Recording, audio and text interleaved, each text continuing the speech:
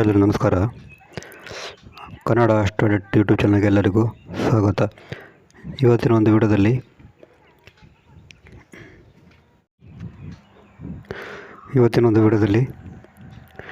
ನಿಮ್ಮ ಅದೃಷ್ಟಕ್ಕೆ ಒಂದು ಅಡ್ಡಿಯಾಗುವಂಥ ಒಂದು ಯೋಗ, ನಿಮ್ಮೊಂದು ಲಕ್ ಸ್ಟಕ್ ಆಗುವಂಥ ಒಂದು ಯೋಗ ಯಾವ ಥರ ಇದೆ, ಅದು ನಿಮ್ಮ ಅದೃಷ್ಟಕ್ಕೆ ಅಡ್ಡಿ ತರುವಂಥ ಯೋಗ ಯಾವ ಥರ ಬರುತ್ತೆ ಅಂತ ವಿಡಿಯೋದಲ್ಲಿ ಡೀಟೇಲಾಗಿ ತಿಳ್ಕೊಳ್ಳೋಣ.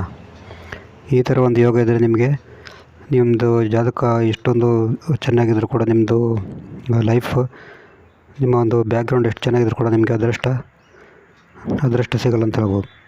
ಅದು ಯಾವ ಥರ ಅಂತ ಈ ವಿಡಿಯೋದಲ್ಲಿ ತಿಳ್ಕೊಳ್ಳೋಣ.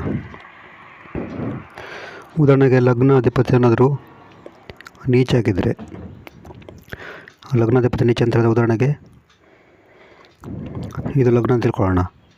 ಇದು ಲಗ್ನಾಧಿಪತಿ ಯಾರಾಗ್ತಾರೆ? ಶನಿ ಆಗ್ತಾರೆ. ಇಲ್ಲಿ ಶನಿ ಇಲ್ಲಿ ಬಂದರೆ ನೀಚ ಆಗ್ತಾನೆ. ಲಗ್ನಾಧಿಪತಿ ನೀಚ ಆದಾಗ ಅವರಿಗೆ ಭಾಗ್ಯದ ಬಲ ಸಿಗಲ್ಲ. ಉದಾಹರಣೆಗೆ ಇದು ಲಗ್ನ ಅಂತ ತಿಳ್ಕೊಳ್ಳೋಣ. ಇಲ್ಲಿ ಲಗ್ನಾಧಿಪತಿ ಯಾರಾಗ್ತಾರೆ? ಗುರು ಆಗ್ತಾರೆ.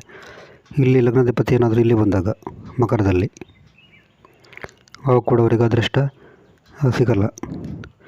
ಮೊದಲನೇ ಪಾಯಿಂಟ್ ಅಂತ ಹೇಳಿದ್ರೆ, ಲಗ್ನಾಧಿಪತಿ ಏನಾದರೂ ನೀಚ ಆಗಿದ್ದರೆ ಅವರಿಗೆ ಅದೃಷ್ಟದ ಬಲ ಸಿಗಲ್ಲ ಅಂತ ಹೇಳ್ಬೋದು. ನೆಕ್ಸ್ಟ್, ಲಗ್ನಾಧಿಪತಿ ಏನಾದರೂ 6, 8, 12 ಮನೆಯಲ್ಲಿದ್ದಾಗ, ಉದಾಹರಣೆಗೆ ಇದು ಲಗ್ನ ಅಂತ ತಿಳ್ಕೊಳ್ಳೋಣ. ಲಗ್ನಾಧಿಪತಿ ಯಾರಾಗ್ತಾರೆ? ಶುಕ್ರ ಆಗ್ತಾರೆ. ಇಲ್ಲಿ ಶುಕ್ರ ಏನಾದರೂ 6, 8, 12 ಮನೆಯಲ್ಲಿದ್ದಾಗ, ಲಗ್ನಾಧಿಪತಿ 6, 8, 12 ಮನೆಯಲ್ಲಿ ಬಂದಾಗ ಕೂಡ ಅವರಿಗೆ ಭಾಗ್ಯದ ಬಲ ಸಿಗಲ್ಲ ಅಂತ ಹೇಳ್ಬೋದು. ಅವರಿಗೆ ಭಾಗ್ಯ ಸಪೋರ್ಟ್ ಮಾಡಲ್ಲ ಅಂತ ಹೇಳ್ಬೋದು. ನಂತರ ಯಾವುದೇ ಮನೆಯಲ್ಲಿ ಶನಿ ದುರ್ಬಲ ಆಗಿ 4ನೇ ಮನೆಯಲ್ಲಿ ಮಂಗಳ ಇದ್ದರೆ, ಈ ಜಾತಕದಲ್ಲಿ ಶನಿ ತುಂಬ ಶನಿ ವೀಕ್ ಅಂತ ಹೇಳಿದ್ರೆ, ಉದಾಹರಣೆಗೆ ಇಲ್ಲಿ ಶನಿ ನೀಚಾಗಿದೆ ಅಂತ ತಿಳ್ಕೊಳ್ಳೋಣ.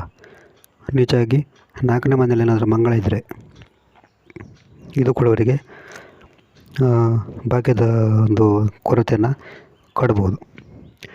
ನಂತರ ಲಗ್ನಾಧಿಪತಿ ರವಿ, ಚಂದ್ರ, ರಾಹು ಜೊತೆ ಏನಾದರೂ 12 ಮನೆಯಲ್ಲಿದ್ದರೆ, ಉದಾಹರಣೆಗೆ ಇದು ಲಗ್ನ ಅಂತ ತಿಳ್ಕೊಳ್ಳಿ. ಲಗ್ನಾಧಿಪತಿ ಯಾರಾಗ್ತಾರೆ? ಗುರು.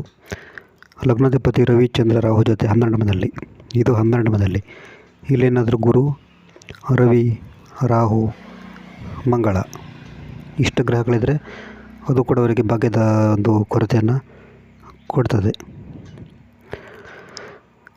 ನಂತರ ತುಲಾ ರಾಶಿಯಲ್ಲಿ ಸೂರ್ಯ, ನೀವು ಯಾವುದೇ ಒಂದು ಜಾತಕದಲ್ಲಿ ಇಲ್ಲಿ ಏನಾದರೂ ಸೂರ್ಯ ಗ್ರಹ ಇದ್ದರೆ, ಅಂದರೆ ಸೂರ್ಯ ಇಲ್ಲಿ ನೀಚಾಗ್ತಾನೆ. ಸೂರ್ಯ ಇಲ್ಲಿ ಆತ್ಮಕಾರಕ ಗ್ರಹ. ಎಲ್ಲ ಗ್ರಹಗಳಿಗಿಂತ ಸೂರ್ಯ ತುಂಬ ಇಂಪಾರ್ಟೆಂಟ್. ಸೂರ್ಯ ನೀಚಾಗಿದ್ದರೂ ಕೂಡ ಅವರಿಗೆ ಇದು ಒಂದು ಭಾಗ್ಯದ ಬಲ ಕಾಡ್ತದೆ. ಮತ್ತು ಶನಿ ಜೊತೆ ಏನಾದರೂ ಸೂರ್ಯ ಇದ್ದರೂ ಕೂಡ ಅವರಿಗೆ ಭಾಗ್ಯದ ಬಲ ಕಾಡ್ಬೋದು. ನಂತರ ಲಗ್ನಾಧಿಪತಿ 6, 8, 12 ಬಂದರೂ ಕೂಡ ಅವರಿಗೆ ಭಾಗ್ಯದ ಬಲ ಕಾಡ್ತದೆ. ನಂತರ ಬರೋದು 5ನೇ ಮನೆ. ಇಲ್ಲಿ 5ನೇ ಮನೆ ಕೂಡ ಅವರಿಗೆ ಅದೃಷ್ಟ ಸ್ಥಾನ ಅಂತ ಹೇಳ್ಬೋದು. ಇಲ್ಲಿ 5ನೇ ಮನೆ ಅಧಿಪತಿ ಏನಾದರೂ ನೀಚ ಆಗಿದ್ದರೆ, 5ನೇ ಮನೆ ಅಧಿಪತಿ ಏನಾದರೂ ನೀಚ ಆಗಿದ್ದರೂ ಕೂಡ ಅವರಿಗೆ ಭಾಗ್ಯದ ಬಲ ಕಾಡ್ತದೆ. ಮತ್ತು 5ನೇ ಅಧಿಪತಿ 6, 8, 12 ಮನೆಯಲ್ಲಿ,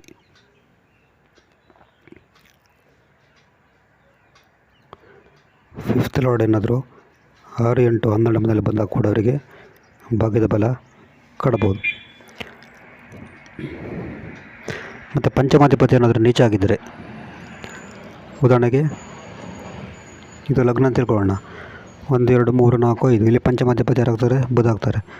ಬುಧ ಏನಾದರೂ ಇಲ್ಲಿ ಬಂದಾಗ ಮೀನ ರಾಶಿಯಲ್ಲಿ ಇಲ್ಲಿ ನೀಚ ಆಗ್ತಾನೆ. ಪಂಚಮಾಧಿಪತಿ ನೀಚ ಆಗಿದ್ದಾಗ ಕೂಡ ಅವರಿಗೆ ಭಾಗ್ಯದ ಬಲ ಕಾಡುತ್ತೆ. ಮತ್ತು ಪಂಚಮಾಧಿಪತಿ 5ನೇ ಅಧಿಪತಿ 6, 8, 12ರಲ್ಲಿದ್ದಾಗ ಕೂಡ ಅವರಿಗೆ ಭಾಗ್ಯದ ಬಲ ಕಾಡ್ತದೆ. ಮತ್ತು ರಾಹು, ಕೇತು, ರವಿ 5ನೇ ಮನೆಯಲ್ಲಿ ಬಂದಾಗ, ಸಪೋಸ್ ಇದು 5ನೇ ಮನೆ ಆಗಿ ಇಲ್ಲಿ ಏನಾದರೂ ರಾಹು ಅಥವಾ ಕೇತು ಅಥವಾ ಸೂರ್ಯ ಇದ್ದಾಗ ಅದು ಕೂಡ ಅವರಿಗೆ ಭಾಗ್ಯದ ಬಲ ಕಾಡ್ತದೆ.